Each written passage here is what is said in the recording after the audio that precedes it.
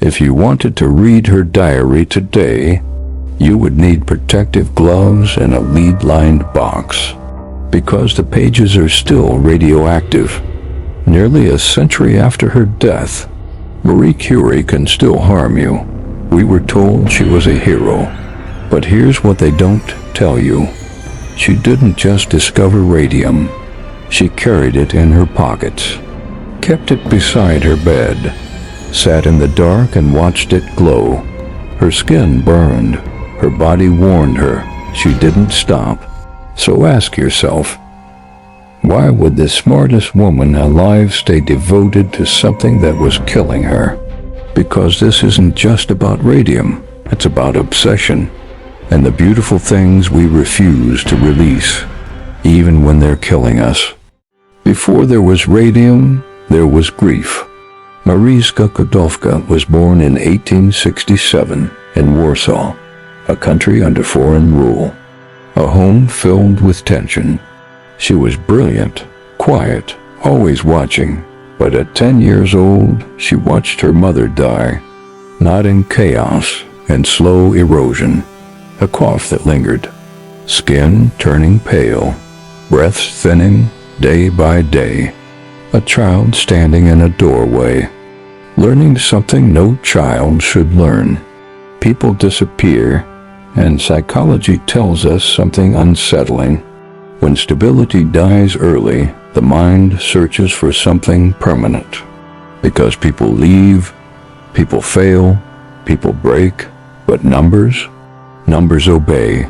Equations don't get sick. Science doesn't abandon you. Marie did not simply love knowledge. She trusted it, because knowledge felt immortal, and immortality felt safe. Grief does not always break a mind. Sometimes it builds a fortress. Paris was not romantic. It was cold. A freezing attic room. Bread stretched for days. Nights so cold she studied wrapped in every piece of clothing she owned. She fainted from hunger more than once, but she did not stop. Some people experience suffering and shrink. Others experience suffering and convert it into fuel. Marie sharpened. Pain became proof. Proof that she could endure. Proof that she could rise.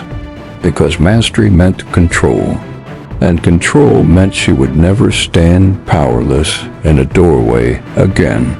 Then she met Pierre Curie. Two reserved minds. Two outsiders.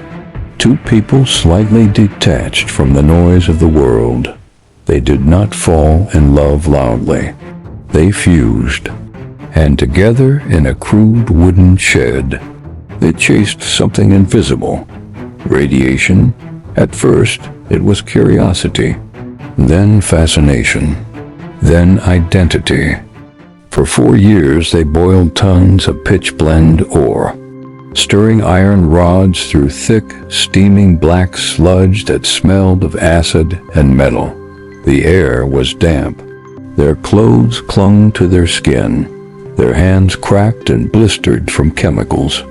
Day after day, month after month, year after year. Doctors called the workspace unfit for a horse. They stayed anyway, until one night, it happened. In complete darkness, a faint blue-green glow. Not imagined, not metaphorical, real. A grain of radium, shining like a living ember, soft, cold, unnatural.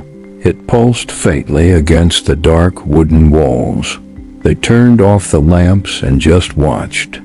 No applause, no celebration, just silence. Two exhausted humans breathing chemical air, staring at something that looked almost alive. That glow changed her, because it was beautiful and dangerous and alive. Marie began keeping samples in her desk. Sometimes she would sit alone at night and watch it shimmer, the light reflected faintly in her pupils. Later, she would call it fairy-like. Let that sink in. She described poison as magical. That is the moment fascination becomes attachment. The burns began quietly, small sores on her fingers, skin peeling, persistent fatigue that sleep could not fix. There were whispers among researchers, but Marie dismissed them because obsession does something powerful. It edits reality. When something becomes your identity, you defend it. Radium made her extraordinary. In a world that doubted women, radium made her undeniable. 2 Nobel Prizes, fame, authority, power, and power to someone who once felt powerless is intoxicating. She carried vials in her pockets, held them in bare hands, kept them beside her bed like a nightlight. The glow comforted her, and comfort can be addictive. Then Pierre died, a wet Paris street, a slipping horse, a carriage wheel crushing his skull against the stones. Instant, brutal, gone, no final words, no goodbye. Just a body in the rain, and the unbearable silence of a laboratory waiting for someone who would never return. Something inside her sealed shut. She returned to the lab almost immediately, back to the glow, because radium was no longer just discovery. It was memory. It was the last thing they built together.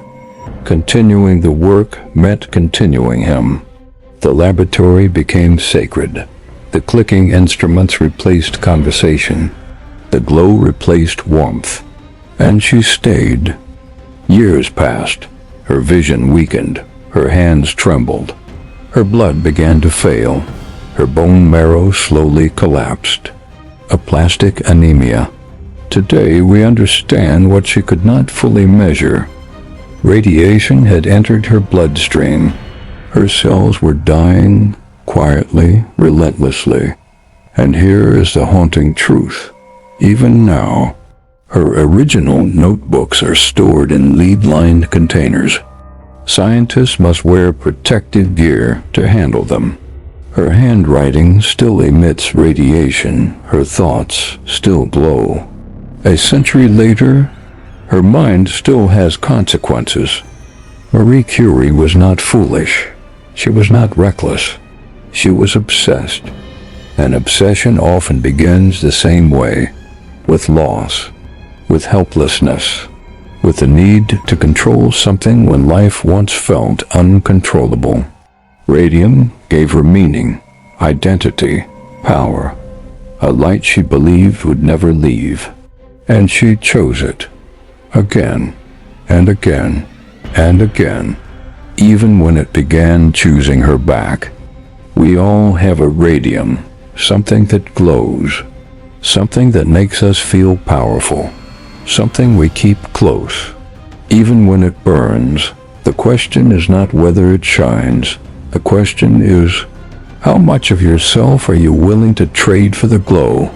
Subscribe if you want more stories where we don't just study history.